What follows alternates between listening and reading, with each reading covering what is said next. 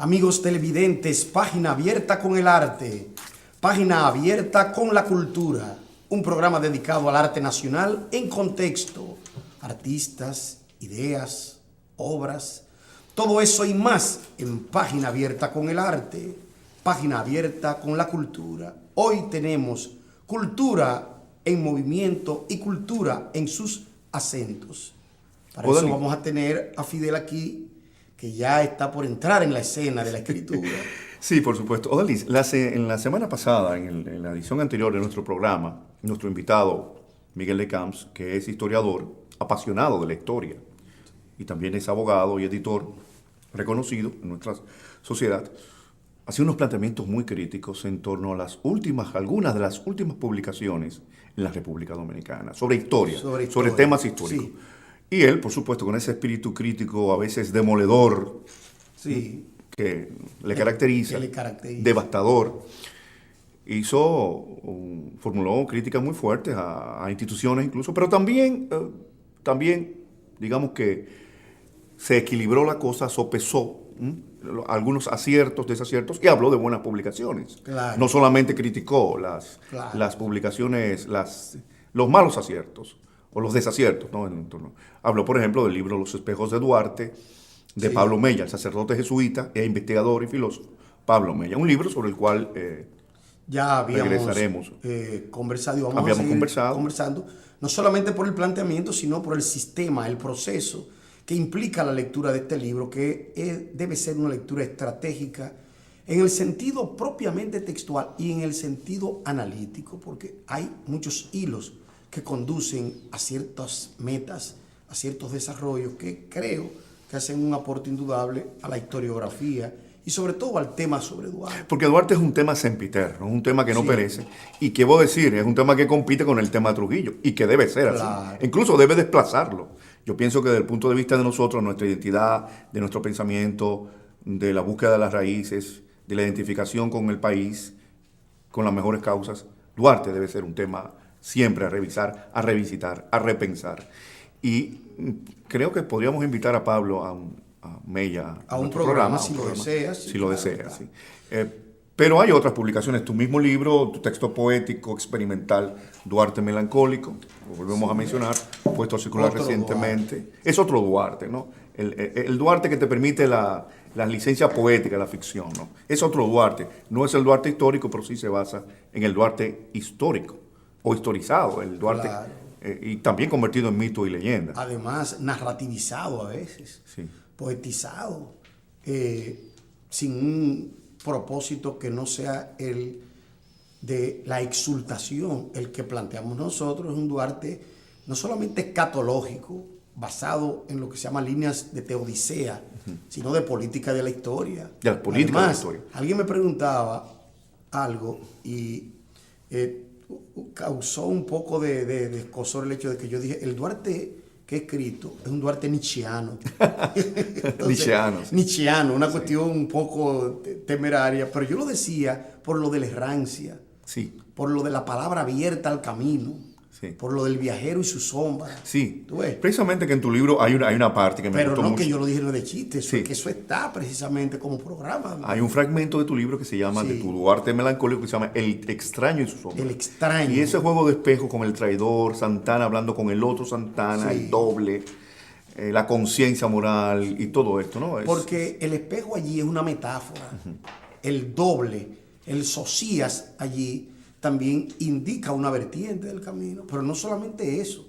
Hay lo que se llama esa palabra que se convierte en iluminante, pero también en peligrosa, desde el punto de lo que ella quiere decir, o sea, del querer decir y del sentir decir, que muchas veces no lo dice por un problema de temor y de florilegio, pero que nosotros lo decimos en una épica totalmente tomada de la dimensión consensual y conciencial. Consensual y conciencial. Entonces, desde ese punto de vista, eso engendra también un aparato cultural al cual se adscribe un teórico, un crítico o un individuo que ensaya un tipo de autoría, ensaya una temática, como en el caso del libro de Mella, de Pablo, Y también el caso de la creación verbal, como en el caso mío propio, que no es un libro de ensayo, pero ensaya Sí, otras visiones por y otras supuesto. conciencias. Es un libro de distintas voces, un libro de distintos registros, diversos. Claro. Registros, lo que se llama la polifonía, ¿no? Polifonía Tanto en música poética. como un término que se utiliza en literatura, pero es tomado de la música. Claro, claro. La polifonía, la conjunción de voces sí, para dar un resultado. Y la indeterminación de esas voces también, porque se trata de voces que se encuentran, pero saltan, se dividen, Precisamente. critican, Sí, contradicen. es decir, no hay una voz única en el No, texto. no, Hay no. diversas voces, voces oficiales y voces no oficiales, anónimas. Porque hay sujetos políticos e históricos involucrados. Sí. Que eso es lo importante. O sea, no es que el libro tenga que sostener una tesis. Yo no creo en tesis en libro de poemas, pero sí necesita de ventanas. Necesita de ventanas, necesita de visiones. Tal y como vemos, esas ventanas incluso se muestran hasta en la portada del libro. O sea, a la misma portada es una especie de ventanal donde lo poético y lo poético realmente se encuentran, Bueno, Dalí, se viven en un cuadro. tú dices ventanas del cuadro famoso de Pierre Mondrian, composición, pero yo podría decir barrotes, Claro, prisión, encierro. claro, pero que No solamente ventanas hacia conduce también afuera. a la otra. Sí. Porque al estar todas estas líneas así, Sí. compuestas, Sí. la cara que está en rojo realmente no niega al cuerpo. No lo está niega. realmente tomado y está fragmentado, pero al mismo tiempo encuadrado, Sí, enmarcado. Exacto. Sí. Pero podríamos dar diversas interpretaciones a esa, Claro, a esa portada. el elemento connotativo, Sí. el elemento anafórico, realmente permite que la metáfora se vaya expandiendo, ¿no? Que la simbolística del poemario adquiera tamaño desde una perspectiva de la lectura. De la lectura, sí. Dali, volviendo al punto, y sobre Duarte tendremos que siempre volver, pero yo me refería a la intervención de Miguel de Camps en la edición anterior de nuestro programa sobre historia, ¿no? Que es un tema abierto, un tema polémico, un tema controversial. ¿Qué es lo que está pasando con las publicaciones, con los libros de historia, con el tema de la historia y la historiografía en la República Dominicana, donde, vuelvo a decir, hay aciertos y desaciertos, hay buenas publicaciones, hay malas publicaciones, pero también nos referíamos al criterio, al manejo del documento, es decir, y a las personas incluso, ya a la parte más práctica, las personas encargadas de llevar a cabo, Y a los de signos, manejar y de publicar el archivo. y a los signos, Fidel, los objetos que implica este tratamiento a nivel historiográfico, a nivel literario, a cualquier nivel, pues se trata de signos y orígenes, de huellas y memorias. Sí. O sea, de lo que ha sido y lo que ha quedado hasta hoy de este espacio y del registro vocal de sus personajes. Estamos hablando de actores que tienen un peso específico en la cultura y la historia dominicana. Concepción Bona, Sí. María Trinidad Sánchez. Las mujeres de nuestra historia, las E mujeres del incluso pasado. el poema pone una mujer abandonada. Sí, una mujer porque abandonada. la guerra Sí. hizo que la abandonara su esposo y que constituyera otro tipo de familia. No solo aquella fusilada, la mujer fusilada. no. También está la mujer abandonada. Abandonada por la guerra, porque la guerra es una economía política de la muerte. Sí. O sea, es una economía política que, por más que tú quieras una cosa, te separa.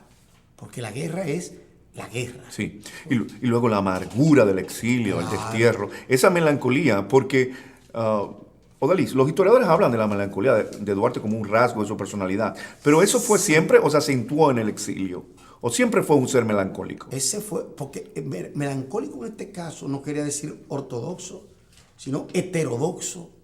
Además, individuo que si hay que protestar, se protesta. Sí. Así como si hay que conciliar, se concilia. Pero yo realmente estoy de parte de mi camino, de mi tribu, de lo que ha sido esa trinitaria, que no en balde es trinitaria. Sí, No es nada más por lo de tres, Sí. sino por lo que implica, por ejemplo, ese tipo de llamado patriótico, ese tipo de emblemática patriótica, y sobre todo esa visión de lo que ha quedado, de esa huella. sí. Pero fíjate que tú lo llamas Duarte melancólico y no Duarte nostálgico. por No. ejemplo. La nostalgia es algo que te pasa. Claro, que o te, la tristeza. que te nace, la No, tristeza, no. en el exilio La sobre todo. melancolía es una Todo categoría. Es la categoría, sí. Y es un rasgo de la personalidad. Y ¿no? un rasgo de la personalidad, pero también... O sea, define al existente. No solamente de la personalidad de Duarte, de los otros melancólicos. Sí. Porque esos trinitarios eran melancólicos, Sí. en el sentido no despectivo de la palabra, sino en el sentido revolucionario de la palabra. Eran románticos también, la Pero- melancolía es un, pero es que un eso aspecto, sí. ese es un fenómeno del Sí, romanticismo, del romanticismo, moderno. sí. Moderno, esa melancolía, ya tú ves incluso que hay muchas teorías sobre la melancolía en literatura y en danza, en fotografía, en otros géneros de arte. Sí. Sin embargo, fíjate que cuando hablamos de un sujeto melancólico, estamos hablando de un sujeto que no es puro, No. sino humano, contradictorio, Que se contamina. que se contamina, Es importante o eso. es contaminado, O o es él contaminado, rechaza, sí, sí. o él rechaza la contaminación. Sí. Pues, entonces, todo eso hay que tomarlo en cuenta al momento de tú leer un libro y analizarlo.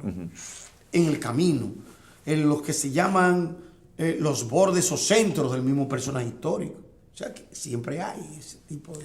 Sí, esa melancolía tiene que ver con Sí, el y la melancolía es un el proceso fracaso personal también, o sea, el exilio, el destierro, la soledad, el abandono, la ingratitud, en medio del proyecto, un proyecto que si bien triunfa por un lado, también fracasa por el otro. Al mismo tiempo, que triunfa, Sí. al mismo tiempo fracasa. El proyecto de Nación Dominicana. O sea, Pero no sí. solamente eso, a pesar de haberse conquistado eso, tú podrías preguntar, pero ven acá, y en el momento que estábamos constituyendo lo que se llama un espacio de liberación, ¿qué hacían estos señores que ahora se han apropiado, se han apoderado del Estado y han expulsado precisamente a las personas que son las que tienen el valor? Sí. Truco de cine que es desagradable. Sí, Entonces, entonces, ¿qué pasa? Al hablar de ese Duarte melancólico, estamos hablando de varios caminos, no uno, varios caminos. Y esos varios caminos tienen su propósito, tienen su modelo, su fundamento. Entonces yo creo que hay que estudiar este tipo de figuras desde ese punto de perspectivas y de visiones que son las que hacen bastante falta en nuestro país. Y ahora, en estos momentos. Odalis, tú, un joven, yo siempre pienso en los jóvenes, güey, Sí, hay que que son los que ver. nos van a leer, o sea, Claro. en la actualidad y para la posteridad. Que el Duarte que tú le propones para que lo lea un joven, o sea, ¿cómo tú lo visualizas? ¿Cómo vería ese joven de hoy, universitario o de bachillerato, este libro? ¿Cómo lo leería el Duarte melancólico? O sea, ¿cuál es tu idea? ¿Qué Duarte tú le propones? Quiero decir, para hacerlo atractivo, para que la vida de Duarte, su vida y su sino, de algún modo le hable a él a su vida. Sí, pero no hay que ser optimista creyendo en la alegría de Duarte Sí. como sujeto de la historia. Porque al fin y al cabo, todas esas tramas que lo expulsaron, porque cuando él llegó aquí en la década de los 60 no fue para quedarse, pero lo volvieron a mandar al exilio con un pasaporte, con una carta donde al mismo tiempo que se alegraba de que él quisiera, se alegraran ellos de que no quisiera. Y por eso Duarte entendió en Venezuela que ya él no tenía más. Después de la restauración, si no cuajó nada, ya no iba a cuajar. Además, ya un hombre mayor. Un hombre Un tanto que ya cansado. estaba cansado y exiliado. Y además enfermizo. Porque Enfermizo. el exilio cansa. Sí. Y de naturaleza, de salud Sí, de complexión que no débil, es un tanto... fuerte. No era de robustez, de Sí, fortaleza. que no tenía complexión hercúlea, como Sí, dicen, sí, o sea, claro, de sí. fuerza. Sí. Siempre se nos ha dicho eso. Entonces, ¿tú piensas que este Duarte melancólico que tú le presentas al público? Y disculpa si parece que tú, el entrevistado, Me está presionando. te he convertido de Lo digo conductor en públicamente. entrevistado. Pero a mí me interesa eso porque yo le presento el libro a los muchachos míos de la universidad, a mis estudiantes. Le digo, ¿cómo Duarte llama la atención? Puede llamarnos la atención hoy, más allá de todo lo que se ha dicho sobre él. Claro. Porque puede ser que Duarte aburre a los muchachos. Si es el florilegio de siempre. El florilegio, la Pero repetición, entonces la cantilena. Un Duarte que aparezca como un revolucionario, un luchador, ¿no? Un asesor de pensamiento, eso le gusta. Sí. Porque ya eso remite a conocer humanamente lo que fue ese personaje. ¿Por qué conocer a Duarte hoy? ¿Por qué conocer la vida, el pensamiento? Esa es una de las preguntas que yo pongo ahí. Sí. ¿Por qué conocer hoy, a tanto tiempo, Sí. a tantos años, a tantas décadas? Sí. ¿Qué Siglos, pasó? siglos. ¿Pero qué pasó? Que no se retomó en base a un proyecto de nación y liberador. El problema es que nuestros políticos se van de vacaciones. Sí. Los políticos de aquí quieren estar en la política pero quieren dormir. Quieren realmente construir su propia casa, no sabiendo que para tú construir tu propia casa, tienes que construir otras casas, que son de las que vamos a hablar en nuestro próximo segmento.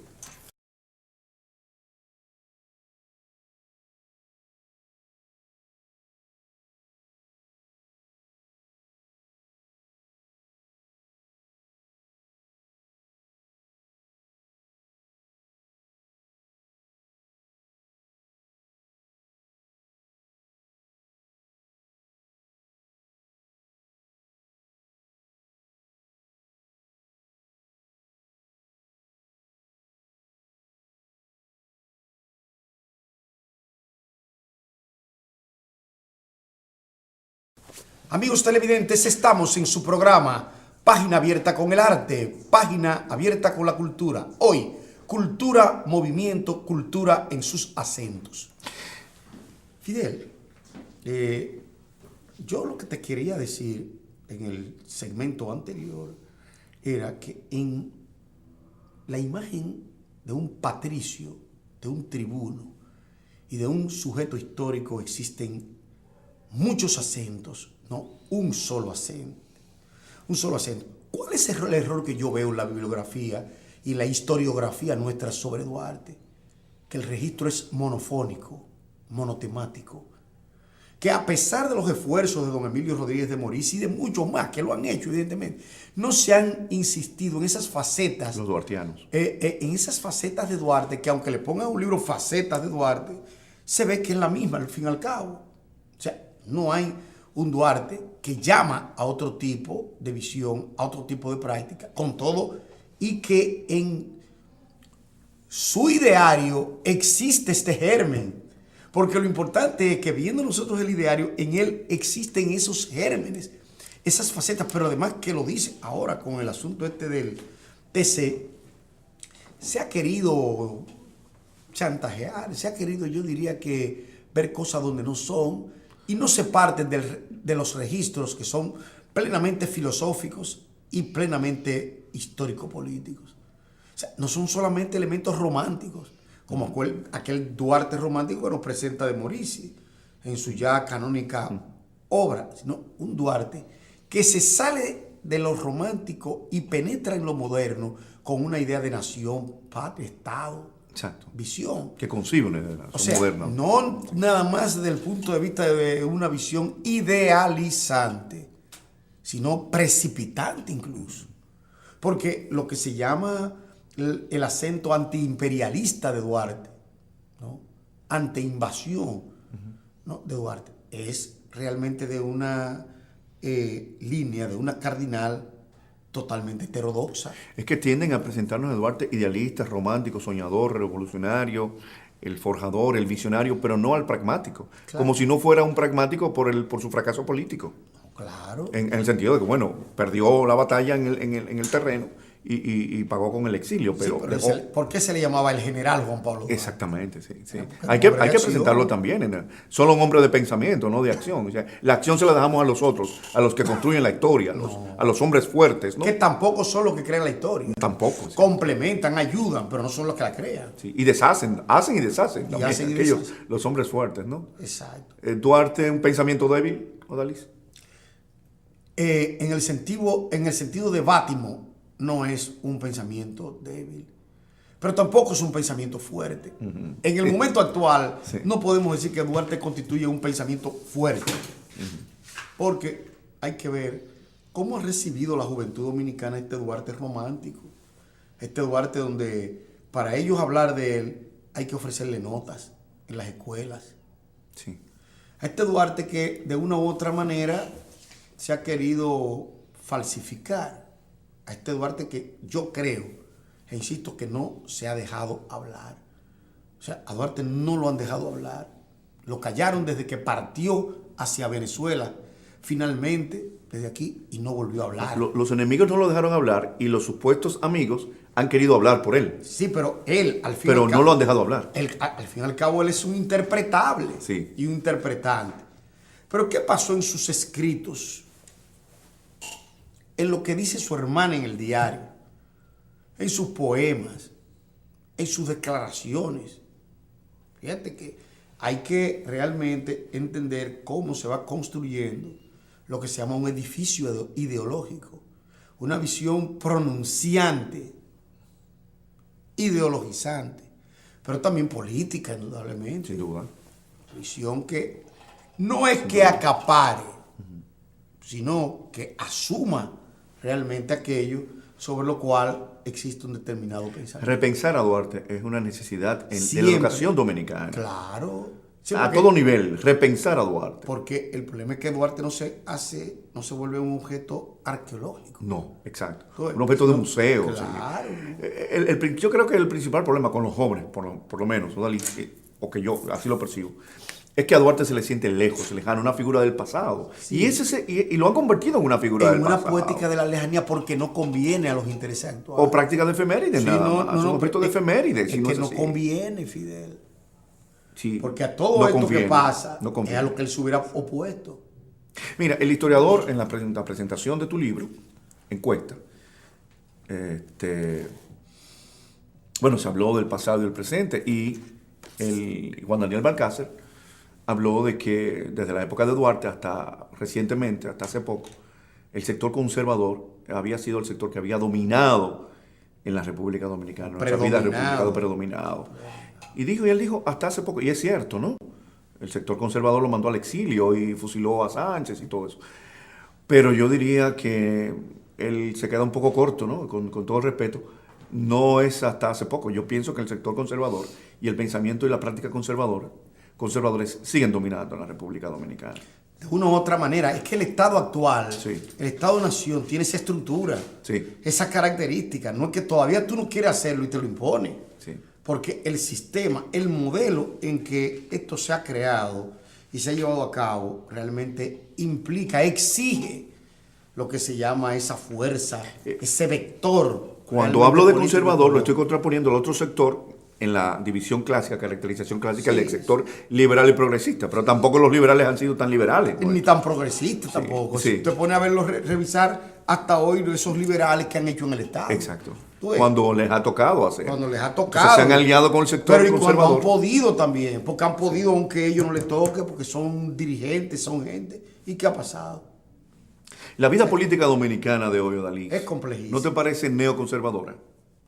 No, Por decirlo de un término. exacto. Es que El conservadurismo sigue vigente. el neoconservadurismo en la República Dominicana, yo digo que es una práctica, es una cultura. Es una cultura. O sea, cualquier persona inmediatamente está en un sitio que es diferente al otro, pero donde él es gestionario, él trata de que lo que tenga él, ¿no? Lo que tenga como pensamiento y como querer hacer, va a estar también normado por esa visión. Pero también porque la práctica conservadora y no la práctica liberal es la que ha dado resultados concretos y ha sido eficaz. Y la eficacia es el criterio. En nuestro caso, Sí. la práctica conservadora y no conservadora en República Dominicana es muy difícil de distinguir, porque tú no sabes hasta qué punto Sí, un sí. apocalíptico Sí. se convierte en un individuo integrado a lo mismo que está atacando y a lo mismo que en lo cual supuestamente no cree. Sí. Entendámonos, una vez a Milton Friedman, el premio Nobel, le dijeron, Sí, usted es un bueno. conservador de la escuela de Chicago. Digo, no, yo soy un liberal. El conservador es el que quiere defender y conservar el status quo. No, el orden establecido. No, yo quiero cambiarlo. Yo quiero menos Estado y más Claro. sector privado, más iniciativa privada. Digo, no, él se molestó cuando le llamaron conservador. Yo no quiero conservar las cosas, yo quiero cambiarlas, liberalizarlas, ¿no? Sí. Entonces, es bueno que el conservador quiere que las cosas sigan como están, Claro, porque es más cómodo. porque que funcionen así. Sí. No, ¿qué es más cómodo? Es más Pero cómodo. Te voy a poner otro ejemplo con eso de conservador y revolucionario. Aquí siempre se han manejado estas categorías, estas formas, y no es menos cierto que cuando estas categorías y formas aparecen, ya inmediatamente aparecen con su cuchillo guardado en la espalda. Entonces, tenemos que observar si realmente una estrategia es una conducta. Sí. Y si esa conducta, esa estrategia se mantiene de una manera coherente o no, porque tenemos también que evaluar. Estamos en el siglo de la evaluación, o de la evaluación. El tiempo ha llegado y todos tendremos que ver, porque se trata de que ya el sistema global impuso la competitividad. Sí. Al poner ese Sí. término, que ha sido un término tan macabro y demás, ya ahí ha recortado lo que había. Ha impuesto, Sí. es una imposición. No, yo sé. Pero que bueno, se hubieran no podemos, recortado, sí, sí. Porque mientras hayan sujetos que quieran coger ese tipo de puestos, Sí. que los hay de sobra, Sí. ¿entiendes? Ellos lo hacen. Exacto. Y de ahí realmente vemos la problemática de la corruptela. Sí. Que hay un paso. Exacto. Pero podríamos decir también, alguien podría decirnos, bueno, ustedes están hablando de conservadores y liberales como de izquierda a derecha, todas esas son categorías ya pasadas de Sí, moda, no. superadas, eso no vale aquí. Yo pienso que sí, yo pienso que puede recuperar y es válido. Sí, se va a Es recuperar en un momento válida. determinado, pero esta es una sociedad cansada, Fidel. Esta es una sociedad que hoy hace una cosa, quiere otra y se cansa para la otra. No hay continuidad. Óyeme, un muchacho genial que haya hecho una invención, pero la guardó ahí, no calcula, no la dialoga con el otro, no se la ofrece. Ahora, ¿qué va a pasar con eso? Esa ropa se dañó. Sí, Por más cara que sea, se dañó. cierto. Entonces, a todo eso hay que salirle al paso, porque explicar eso no es tan fácil como yo venir a un programa y decir lo que a mí me parece. No. Más porque la producción, que es donde se define todo, ganancias y pérdidas, ahí está ese individuo explotado y un PLL diciendo qué es lo que hay que hacer. ¿Tú ves? Sí. Entonces, eso son cosas que nosotros la planteamos dentro de la cultura en movimiento, pero también dentro de la cultura monumento. Sí. Bueno. Yo quiero volver a ese punto, porque la semana pasada hablamos de historia. Tú tienes tu tesis de la cultura movimiento, la cultura monumento, pero también eso se aplica a la historia. Podríamos hablar Todo, de sí. una historia monumento y una historia movimiento. Bueno, yo lo digo en el libro, Historia Monumento, Historia... Estas últimas publicaciones, por ejemplo, del Archivo General de la Nación, pues el libro de la Revolución Inconclusa de Bosch del 63, ¿dentro de qué onda entra, en tu opinión, en esa taxonomía que tú defines? Primero, que esa... Bosch no superó jamás el historicismo, aunque sí trabajaba con la historia, como es obvio saber. Sí. Entonces, al momento de que hay una escritura o una inscripción, y al momento que tú planteas un ícono, porque Duarte es un ícono, Sí. los elementos aquí son emblemáticos y como tal hay que conocer. Entonces, en ese momento tú empiezas a tomar realmente conciencia de lo que hemos tenido. ¿Qué éramos en 1916, cuando la primera ocupación? Pero ¿qué fuimos después? Sí. Cuando vemos el momento de después, no es que hay tampoco muchos documentos, incluso yo descreo muchísimos de que ahora son revolucionarios, ahora quieren decir que sí, que estaban, pero nunca se le vio ni siquiera tirar un tanque de basura y decir, esto es mi protesta. Sí. No, no lo va a dar. Claro. ¿Tú ves? O sea que eso hay que darle su visión y al mismo tiempo hay que darle su marco de interés para que pueda ser realmente viable. Hablamos de las publicaciones de los 3 tomos de la noción de periodo en la historia dominicana. De Pedro Mir. Pedro Mir, ¿no? Una publicación importante, loable, una iniciativa editorial loable, ¿no? Importante. Es decir, que tenemos que contrapesar y balancear en torno a las últimas publicaciones, algunas con un criterio correcto y otras un criterio dudoso, ¿no?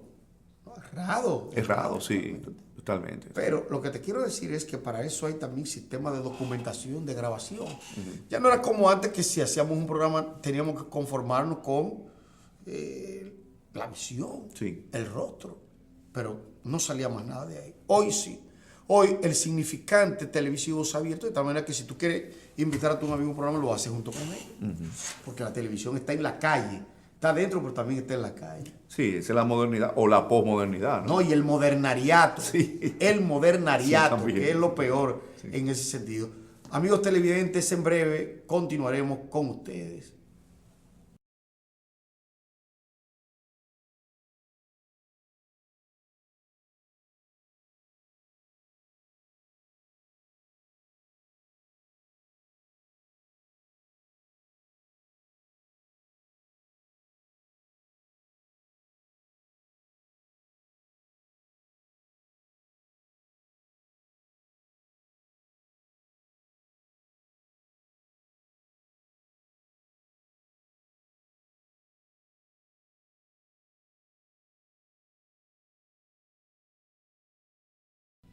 Fidel, el librero y el bibliotecario son 2 alegorías que están sufriendo transformaciones Figuras.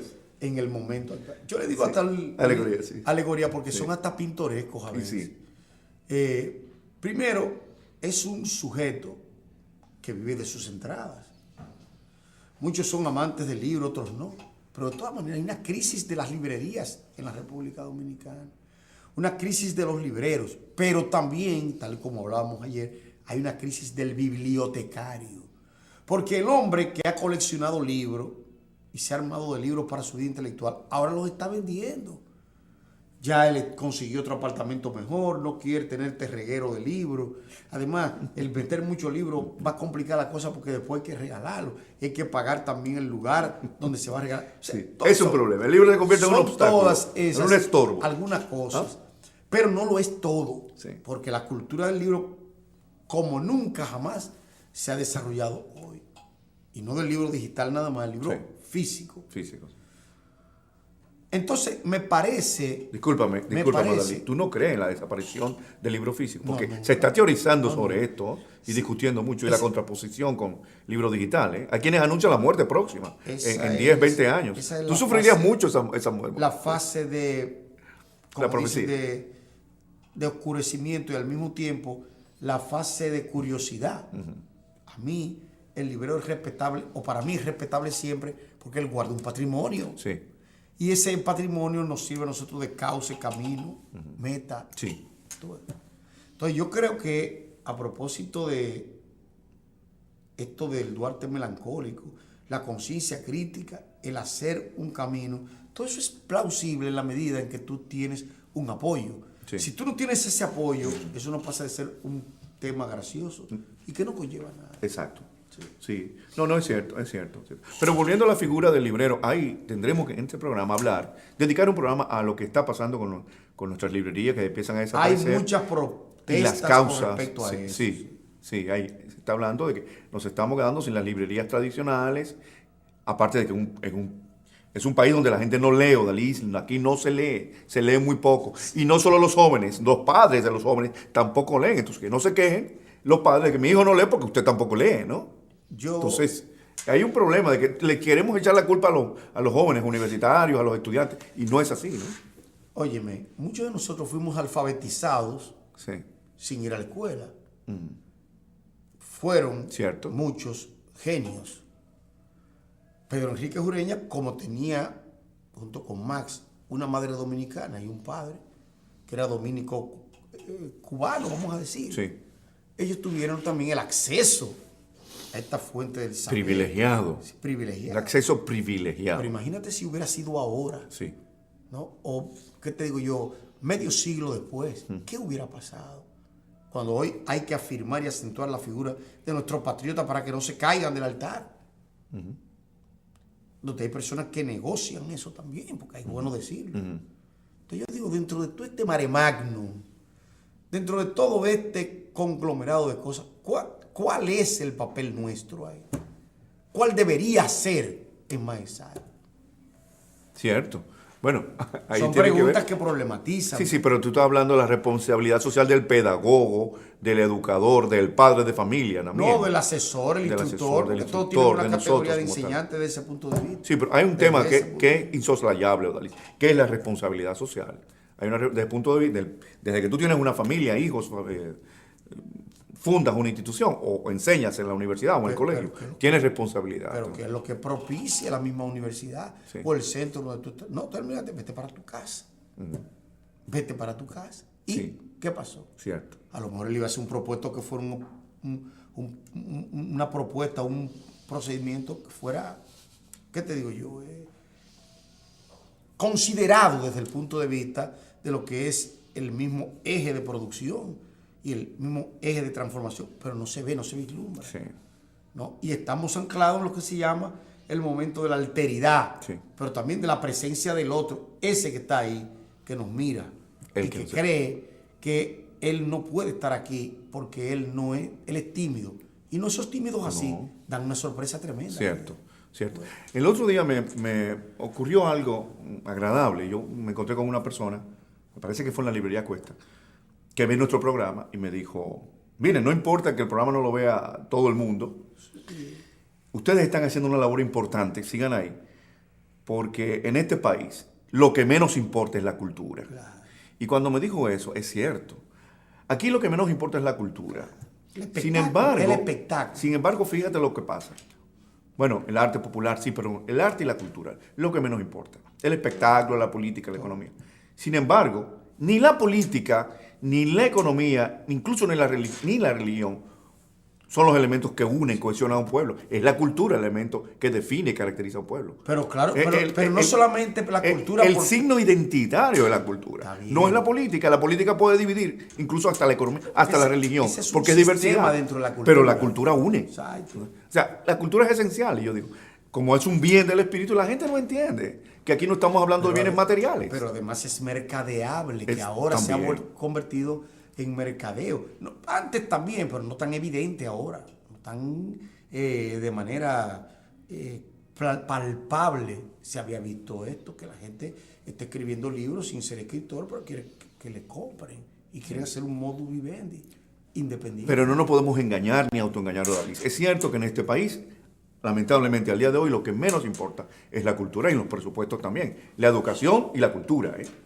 Yo digo que La educación y la cultura. no puede haber un ministerio que haya la misma persona haciendo dos trabajos.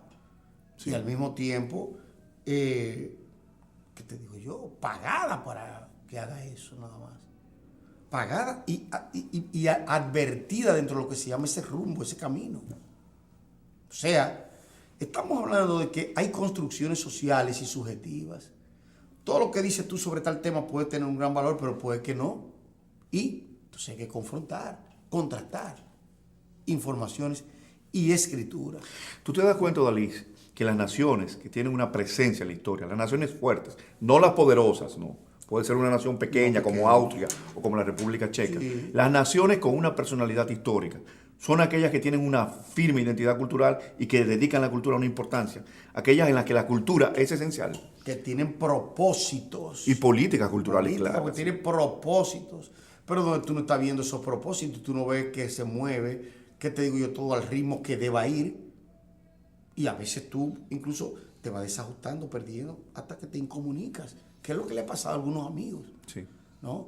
Y volvemos de nuevo al asunto del librero y las librerías. Señores, la lectura, sí es verdad que es un bien fundamental de la cultura, también puede crear determinados mercados que no sean del dominio estatal, aunque tengan sus relaciones. Sin embargo, uno ve que hay personas que no son de un registro, no pertenecen a lo que tú y yo, por ejemplo, pertenecemos a una universidad, tal cosa. Sin embargo, esa gente hace vida ahí. ¿Por qué hace vida ahí? El primer día del semestre tú lo ves y el último, porque no es profesor, no es empleado, no es nada. Pero las universidades nuestras se han convertido en pretextos. Pretextos, sí. Eso de que la desnudez de una persona gorda y todo eso se vea como una afiliación artística, o de que un poema también fuera una afiliación Sí, artística, sí. también hay que trabajarlo, porque no todo lo que aparece dentro de un ecosistema tiene la dignidad de ser. Entonces, o sea, a lo mejor tú tienes varias obras que son obras fundamentales, pero esas obras realmente remiten a un imaginario, Sí. a un temple, a un espacio. Cierto. Pues lo que hace que se vincule ese espacio con el espacio de la creencia. Seguimos hablando de una cultura en movimiento, no una cultura monumento. En O sea, movimiento. dinámica, en creación, no hecha sino por hacer, no Por dada, construcción. sí, no construida sino por construir. Y también con problemática y conflictiva, Claro. contradictoria incluso. Claro. Todo esto de Duarte, de las historias, los libros de historia, los libros sobre Duarte, la situación de la cultura, las librerías, todo eso tiene que ver con una dinámica Y con una espacio problemática Y un espacio de crisis. de crisis. Porque nosotros que vamos regularmente a los centros libreros de aquí, nos damos cuenta. Sí, Los libreros están al grito, como dice. Y los bibliotecarios También. están por vender también. también. Porque ahora viene una moda que es la de no quedarse con atuendo, no quedarse con nada, morir tal y como llegaron al mundo. Pero después que quiere morir eso, él olvida que tiene también su pasado. Entonces, Cierto. que él tiene también sus huellas y que él no era así como es hoy, como ni tú ni yo tampoco. No lo somos. Entonces, me parece que, y eso los amigos televidentes lo deben tomar en cuenta, hay bordes, hay elementos de centros que son los que caracterizan, ¿no?, las acciones. Pues esas acciones hay que sopesarse y sospechar también de lo que podrían constituirse. Porque tú sabes que estamos bajo esa lógica, Sí. como diría Deleuze Guattari, Sí. la lógica de la sospecha. ¿Por qué se sospecha de algo? Sí. Fíjate, son preguntas muy importantes que incluso tienen razones. Pero el amigo para televidente ser que nos ve ahora podrá decir, ¿y por qué estos dos señores insisten tanto en la cultura, en el arte, en el libro, en las políticas culturales? ¿Por qué? ¿Por qué tanta insistencia? Pero tú sabes. Ahí está, es una pregunta. Es una pregunta, pero. En un país como este. Alguien me dijo, lo que pasa es que ya aquí hay valores agregados, valores fijos y valores que son contextuales. Nos encontramos, viene una persona, nos invita a su mesa, no estaba planificado, de repente se convierte eso en una conversación y cuando viene a ver estamos negociando Sí. $500,000 sin querer. Y digo, yo salí de mi casa, no era pensando en esto, sin embargo los tengo. ¿Qué pasa? Por ejemplo, También. son viñetas, son caricaturas, son todo lo que tú quieras, pero que están ahí. Están ahí. Exacto. Sí, y nos marcan. Y marcan una pauta y una manera de ser y de hacer también de nosotros, ¿no? Sí. Pero nosotros insistimos en los bienes del espíritu. Sí. Nosotros insistimos en la necesidad. Nosotros insistimos en la educación, en la formación, ¿no? En la recreación también. En todas las instancias donde ella, la relación cultura-sociedad, cultura-comunicación. Pero ¿qué pasa? Lo hay en la sociedad, pero ¿puede ella instituir un programa o base de trabajo sobre eso? Ahí está la pregunta. Ahí está la pregunta. Pues, Ahí está la de pregunta. todos modos, de todos modos las cosas se blanden como se blanden. De todas maneras las cosas exigen sus Sí. propios elementos y al mismo tiempo construyen aquellas miradas que son las miradas, como decimos ahí, del Caribe y América. De Caminar América. O sea, lo que plantea incluso una nueva culturología Sí. desde el punto de vista artístico, estético. Desde nuestro programa seguimos insistiendo en el énfasis, poniendo el énfasis en la cultura movimiento. ¿No? Y que debe ser porque En esta cultura móvil, ¿no? Dinámica, Móvil, porque viva, los movimientos abierta. móviles. Sí, exactamente. Móvil, sí. Y en todas sus expresiones, ¿no? Y también la cultura como un signo identitario, un signo que nos define a nosotros. básicamente, Básicamente. claro que ese es. Sin embargo, Pero no en podemos- apertura al mundo. Diferente, ¿no? sí. Exacto. Como definición, como límite y al mismo tiempo como apertura. Esa cultura que nos define, ¿no? Me parece, Fidel, que esta es una ocasión para ir haciendo planteos y replanteos. Análisis y microanálisis por parte. Porque yo creo que la ciencia social en la República Dominicana va a despegar, ¿no? Y además van a venir muchos proyectos, pero hay que adecuarse a las nuevas circunstancias. Ya incluso la misma formulación de un proyecto hace 10 años no es igual a la de ahora. No. Entonces hay que agregar. Hay que agregar cosas, sí. Hay que agregar y conocer, sobre todo. Olis, ¿te parece que esta época navideña es una buena época para regalar un libro? No solamente un libro, hasta una nevera. Bueno, ya sabemos. Televisor. Sí, claro. Pero claro, yo entiendo que tú quieres aparte decir, del bien claro, material, sí. Claro. Hay quienes insisten en regalar un libro. Poca librería que hay gente que va a comprar un libro, no sé por qué. Y gente que no lo necesita, pero se lo quiere regalar a alguien. Y lo compra caro como quiera porque él quiere regalar. Pero la gente necesita Sí, neveras, estufas, televisores. Todo, No claro. necesita libros, Odalís. No, bueno, es relativo. Podríamos decir, eso. ¿no? No, Sí, necesita libros. Necesita libros, lo que no necesita es fastidio con los libros. Sí. Tú ves, porque el fastidio es lo que hace que la gente se desmotive, no quiera hacer tal cosa y demás. Sí. O sea que en ese sentido, el amigo televidente que nos mira, dirá, pero ¿cuántas cosas? Sí. ¿De dónde esos señores se sacan tantas cosas? No están ahí, solamente que hemos hipercodificado. Sí. Más nada. Sí, están ahí, sí. Sí, pero el libro es un compañero, la cultura es un compañero del hombre y de la aventura humana. No, y los valores. Sin el libro, la historia humana es incomprensible, ¿no? No se puede entender. Incluso hay gente que hace la división libro y al mismo tiempo tecnólogos del libro. O sea, tecnólogos en el sentido que son lo que hacen, lo que buscan un sistema para hacer un libro, para inscribir su contenido o describirlo.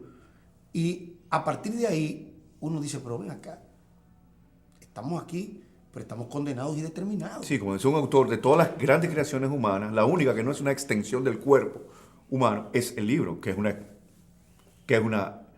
extensión del espíritu, no del cuerpo, ¿no? Claro, pero ¿qué Una pasa? creación del espíritu. Sí, pero ¿qué pasa? Que el libro está ahí, pero está el librero. Sí, el librero como la figura. Sí. Está el librero, pero también hay una empresa. Sí. Entonces, Va más allá del con libro esos mismo. 3 niveles significa discutir con una parte preponderante del país. Sí. O sea, de la de clase media que quiere realmente, ¿qué te digo yo?, rebasar determinados obstáculos, pero que sería tarde ahora. La cultura del libro, Odalis. Exacto. La cultura de la lectura. Cultura El de la libro. lectura. Sí. El libro como objeto y el libro como pasatiempo y el libro como instrucción. Sí, pero también El libro como bien, como lenguaje. el libro como signo, como lenguaje, Como el lenguaje. libro como muchas cosas y el libro como parte de la vida de nosotros. Claro, y de muchas personas que se han convertido en adictos y consumidores. Tu vida será inconcebible De sin los libros. libros. Bueno, Tú no la concibes. es difícil, yo no la he concebido hasta ahora, ni quiero concebirla. No, igual que Borges. Pero sobre eso y otras cosas vamos a hablar en nuestro próximo programa, Fidel. Tenemos realmente una semana un tanto agitada, pero vamos a invitar a los amigos televidentes a nuestra Que nos próxima acompañen. emisión de Página Abierta con el Arte, Página Abierta con la Cultura. Hasta pronto.